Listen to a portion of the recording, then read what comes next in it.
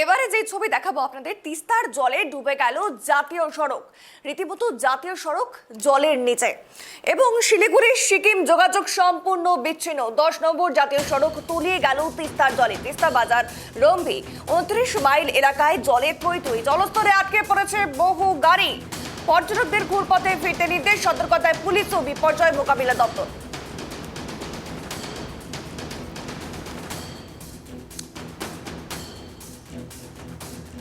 আরো একবার জানিয়ে রাখবো, তিস্তার জলে ডুবে গেল জাতীয় সড়ক। এ নিয়ে আরো বিস্তারিত কথা বলবো। টেলিফোন লাইনে রয়েছে প্রতিনিধি অংশুমান। অংশুমান, যে ছবি দেখা যাচ্ছে একেবারে ভয়াবহ ছবি, যেখানে জাতীয় সড়ক রয়েছে তিস্তার জলে।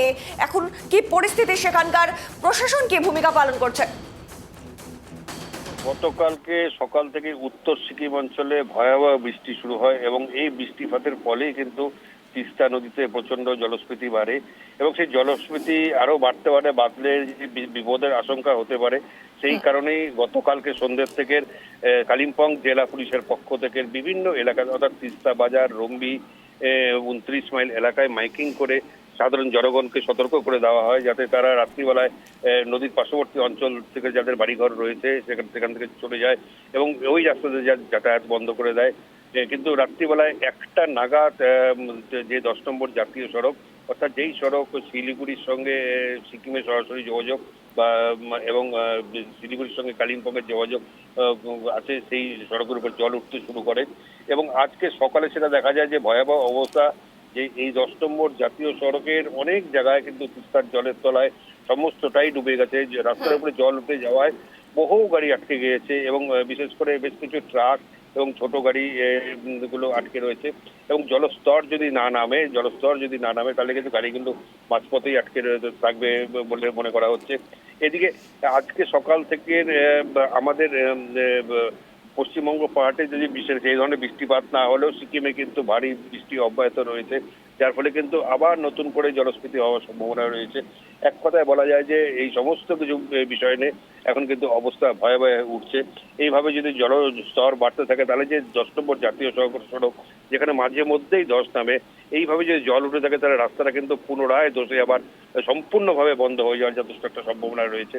তবে গোটা ঘটনা নিয়ে কিন্তু এই মুহূর্তে কালিম্পং জেলা প্রশাসন এবং যেটা বিপর্যয় মোকাবিলা দল, তারা কিন্তু প্রস্তুত রয়েছে। যদি কোনো কারণে কোনো একটা সেখানে বন্যা পরিস্থিতি সৃষ্টি হয় তাহলে তারা তৎক্ষণাৎ যাতে সেখানে সাহায্য পৌঁছে দিতে পারে। বিশেষ করে তিস্তা বাজার এলাকার মধ্যে বেশ কয়েকটি ঘর কিন্তু জলের তলায় ইতিমধ্যেই তলিয়ে গেছে এবং একই চিত্র দেখা যাচ্ছে 29 মাইল এলাকায়। সব মিলে বৃষ্টিপাত না কমলে কিন্তু পরিস্থিতি আরো খারাপ হবে বলেই মনে করা হচ্ছে। একদমই অংশুমান, তুমি যেমনটা বললে যে বেশ কিছু ঘর জলের তলায় তলিয়ে গেছে, তাদের জন্য প্রশাসন কি করছে? দেখো, যারা যেসব বাড়িঘরগুলো ঘরের তলায় তলিয়ে গিয়েছে তাদেরকে আগে থেকেই কিন্তু সতর্ক করে দেওয়া হয়েছিল। সতর্ক করে দেওয়ার পরে তারা গতকালকেই সেখান থেকে ছেড়ে বেরিয়ে গিয়েছে, ঘরগুলো ছেড়ে বেরিয়ে গেছে। কাজে তারা এই মুহূর্তে নিরাপদ জায়গায় রয়েছে। এছাড়া বিভিন্ন জায়গায় ছোট ছোট ক্যাম্প করে রাখা হয়েছে, বিভিন্ন স্কুল ঘর বা সরকারি যেসব অফিসগুলো রয়েছে সেখানে ক্যাম্প করে সেখানে মানুষজনকে রাখার ব্যবস্থা করা হয়েছে। তো সমস্তটা কিন্তু এখন নিয়ন্ত্রণে রয়েছে। যদি আজকে সারাদিন ধরে বৃষ্টি হয়, বিশেষ করে সিকিমে যদি বৃষ্টি হয় তাহলে কিন্তু পরিস্থিতি ভয়াবহ আকার নেবে। সেখানে কিন্তু অনেক মানুষের কিন্তু গৃহহীন হয়ে যাওয়ার সম্ভাবনা রয়েছে। একদমই অংশুমান, তবে এই রাস্তা দিয়ে তো প্রায়শই পর্যটকেরা যায় সিকিম, গ্যাংটকের উদ্দেশ্যে, তবে এই মুহূর্তে তাদের কি পরিস্থিতি রয়েছে? দেখো, এই মুহূর্তে এই রাস্তাতে গাড়ি চলাচল সম্পূর্ণভাবে নিষিদ্ধ করে দিয়েছে কালিম্পং জেলা প্রশাসন। বিশেষ করে রাস্তার মধ্যে জল উঠে যাওয়ায় এই জলের যে রাস্তার দুধারে কিন্তু প্রচুর পণ্যবাহী গাড়ি সহ ছোট বড় গাড়ি কিন্তু আটকে রয়েছে এবং যতক্ষণ না জল না নামবে ততক্ষণ কিন্তু সমস্ত গাড়িগুলো তাদের গন্তব্যস্থলে পৌঁছতে পারবে না।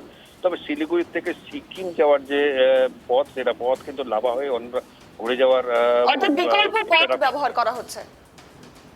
হ্যাঁ, বিকল্প পথ লাভা দিয়ে ব্যবহার করা হচ্ছে, কিন্তু সেটা অনেক সময় সাপেক্ষ ব্যাপার এবং যারা পর্যটক যদি কেউ থাকে সেখানে তাদের কিন্তু অধিক ভাড়া গুনতে হবে।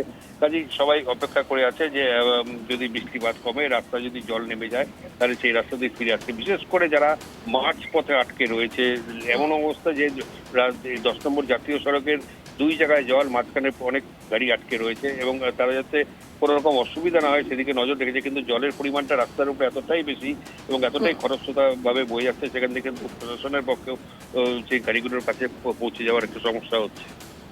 বেশ, অসংখ্য ধন্যবাদ অংশুমান সঙ্গে থাকার জন্য।